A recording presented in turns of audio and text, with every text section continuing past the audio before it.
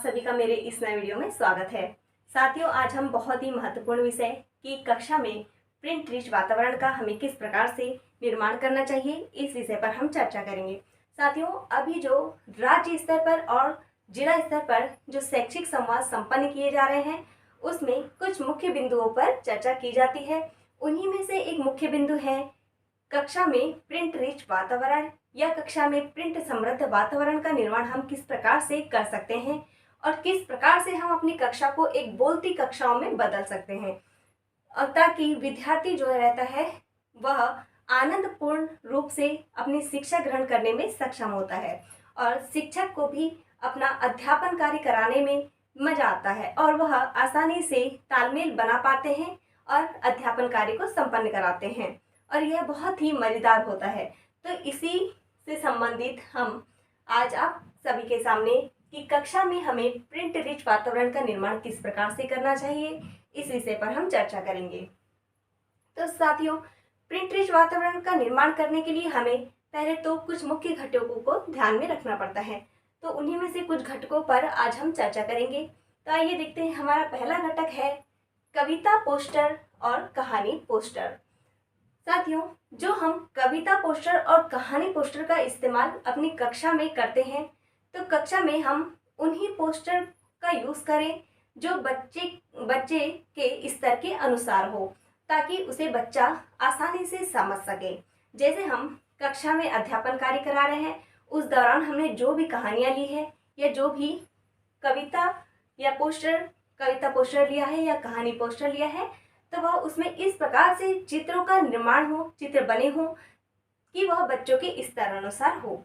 जैसे कक्षा 1 और 2 के विद्यार्थी हैं, तो उनके लिए 4-4 या 5-5 लाइन की छोटी छोटी कहानियाँ, कविता का ही इस्तेमाल हम करें और उन्हें पोस्टर को हम कम से कम इतनी हाइट में रखें, इतनी ऊंचाई में रखें कि विद्यार्थी आसानी से उसे ले सके और उसका अध्ययन कर सके। उसकी हाइट से ज़्यादा ना हो, क्योंकि जब वह आसानी से ले पाएगा, इस्तेमाल कर पाएगा, तो उसे आनंद आएगा और वह आसानी से उसे समझ पाएगा। तो उसी के स्तर अनुसार यह हमें कहानी पोस्टर और कविता पोस्टर को रखना चाहिए। अब आगे देखते हैं। हमारा अगला घटक है चित्र चार्ट।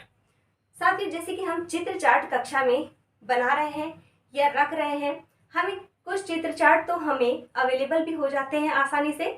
अपने स्कूल डिपार्टमेंट में देखते हैं आप कि शाला में हमारे बहुत से चित्र चार्ट आए हुए रहते हैं, तो उनका भी यूज़ हम ऐसे रखें और उन्हें कम से कम इतनी ऊंचाई पर रखें कि उसे बच्चा आसानी से ले सके। ये भी बेहतर हो सकता है कि उसे हम दीवारों पर न चिपकाएं और ऐसे ही रख दें, ताकि उसे जब भी हमें उस चित्र चार्ट की ज़रूरत पड़े, उसका इस्तेमाल करना हो, तो उसे हम आसानी से ले सकें, उसे विद्यार्थी भी आसानी से ले सकें और उस पर अध्ययन कर सके। तो इस प्रकार से हमें चित्र चार्ट का निर्माण करना चाहिए और रखना चाहिए। अब आइए देखते हैं। हमारा अगला घटक है रीडिंग कॉर्नर। देखिए साथियों, रीडिंग कॉर्नर बहुत ही महत्वपूर्ण है। हमारी शाला में बहुत सी पुस्तकें आती हैं जो पुस्तकालय के इस्तेमाल के लिए हमें दी जाती है। तो हमें अपनी कक्षा में हमें स्तर अनुसार ही पुस्तकों को रखना चाहिए। एक तो हम अपनी कक्षा में किसी कॉर्नर पर या कोई ऐसा कोना ही बना लें जिसमें हम उन पुस्तकों को रख सके, ताकि विद्यार्थी उसे आसानी से ले सके, पढ़ सके। या फिर हम अपनी कक्षा में एक डोरी, रस्सी लगा सकते हैं और उसमें भी हम पुस्तकों को व्यवस्थित क्रमानुसार जमा सकते हैं। साथ ही साथ हम पुस्तकों को, अगर हम फ्रंट पेज जो रहता है हमारा कवर पेज, उसे हम सामने रखें, क्योंकि जब भी जो बच्चा जिस भी कविता को या जिस भी पुस्तक को, कहानी पुस्तक को पढ़ने के इच्छुक हो, तो वो उसका फ्रंट पेज देख के आसानी से ले सके और उसका अध्ययन कर सके। तो इस प्रकार से हमें एक रीडिंग कॉर्नर का निर्माण करना चाहिए। अब आइए देखते हैं शब्द दीवार। साथियों, ये शब्द दीवार बहुत ही महत्वपूर्ण है। जैसे कि शब्द दीवार में हम उन्हीं के स्तर अनुसार शब्द लें। हाँ, जैसे कि हम कक्षा में किसी कहानी या कविता को पढ़ा रहे हैं, तो उन शब्दों की एक चिट बना सकते हैं और उस चिट को उस दीवार में एक कॉर्नर ऐसा बना लें कि हमें उसमें शब्द ही बनाना है। तो जो विद्यार्थियों के द्वारा जो इस्तेमाल किए जाते हैं शब्द, और जो हम कहानी की किताबें जो हमारी रहती है, कहानियाँ के जो नाम रहते हैं, उन्हीं कहानियों के नाम के शब्दों को हम ले सकते हैं।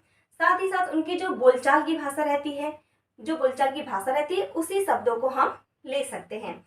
साथ ही साथ जो भी बच्चा पढ़ रहा है, हम छोटे छोटे शब्दों को भी ले सकते हैं और उसका एक चिट बना के उन दीवार पर उसे चिपका सकते हैं, और उसका भी हाइट इतना हो ताकि उसे बच्चा उन शब्दों को देखकर आसानी से पढ़ सके। तो इस प्रकार से हमें शब्द दीवार एक बनाना चाहिए। और याद रखें कि जब भी ये शब्द पूरी तरह से बच्चों को पढ़ते आ जाते हैं, तो हम उन शब्दों को हटा के अगले नए शब्दों के चिट बना के उस पर लगाते रहें। तो इस प्रकार से हम एक सप्ताह में, 15 दिन में या महीने में, जब तक बच्चों को पढ़ते आ जाता है, हमें अगले शब्दों का चिट बना के निर्माण करके उसे चिपकाना चाहिए, ताकि बच्चों को नए नए शब्दों को पढ़ने का अवसर मिले, शब्द बनाने का अवसर मिले। अब आइए देखते हैं, हमारा अगला घटक है प्रिंट रिच वातावरण से संबंधित बच्चों के चित्र एवं अन्य कार्य। साथ ही ये बहुत ही महत्वपूर्ण है। देखिए, जिस प्रकार से हम बच्चों के लिए बच्चों के जो चित्र हम बच्चों से बनवाते हैं, बच्चे जो भी चित्र बनाते हैं, अगर हम उसे दीवार पर चिपकाते हैं तो एक तो उसे बहुत ही मज़ा आता है कि सर के द्वारा या मैडम के द्वारा बनाया हुआ हमारा जो चित्र है उसे वहाँ चिपकाया गया है, तो उसे बहुत ही खुशी मिलती है कि उसके कार्यों को प्राथमिकता दी जा रही है। तो हम इस प्रकार से उनके चित्रों को वहाँ चिपका सकते हैं, और उस चित्र चार्ट में जो उसने बनाया है उसमें उस बच्चे का हम नाम लिख सकते हैं। उसका हम नाम लिख के रख देंगे तो उसे आनंद आएगा। जब वो अगली बार किसी दिन कक्षा में आएगा तो कहेगा, देखो ये मैंने बनाया था, और अगले भी बच्चों को बताएगा कि ये मैंने बनाया है, इसमें मेरा नाम लिखा हुआ है, देखो मैडम ने या सर ने इसे यहाँ चिपकाया हुआ है।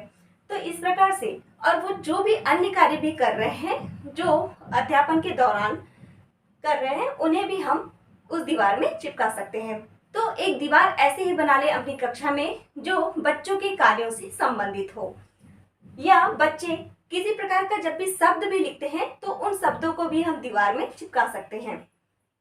अब आइए देखते हैं लेबलिंग। तो साथ ही देखते हैं कि लेबलिंग क्या होता है। जैसे कि हमारी कक्षा में बहुत सी महत्वपूर्ण चीजें होती है जिनका यूज हम करते हैं। कुछ चीजें तो बच्चों को पता भी नहीं होती कि इसे क्या कहते हैं। तो उन वस्तुओं के, उन सामग्रियों के नाम की एक चिट बना लेंगे हम। जैसे टेबल है तो टेबल की एक चिट बना लेंगे, खिड़की है, खिड़की की चिट, दरवाजा है। इस प्रकार से हमारी कक्षा में जितनी भी मौजूद वस्तुएं हैं उनका एक चिट बनाकर उसमें हम चिपका लेंगे। तो इस प्रकार से यह होता है लेबलिंग। जैसे टेबल जब बच्चा आता है तो उसे पता होता है कि ये टेबल है, पर उसे पढ़ते नहीं आता है कि टेबल लिखते कैसा है या पढ़ते कैसा है। तो इस प्रकार से हम अगर टेबल है तो टेबल में उसका चिट चिपका देंगे तो वो उसे आसानी से पढ़ सकेगा कि अच्छा टेबल ऐसे लिखते हैं, या खिड़की, दरवाजे, बोर्ड। इस प्रकार से यह लेबलिंग कार्य करता है और उसे नए नए शब्दों का पढ़ने का अवसर मिलता है, और वह जान पाता है कि इन शब्दों को, इन वस्तुओं को किस प्रकार से लिखा जाता है। तो इस प्रकार से यह हमारा प्रिंट रिच वातावरण का निर्माण हम कक्षा में कर सकते हैं।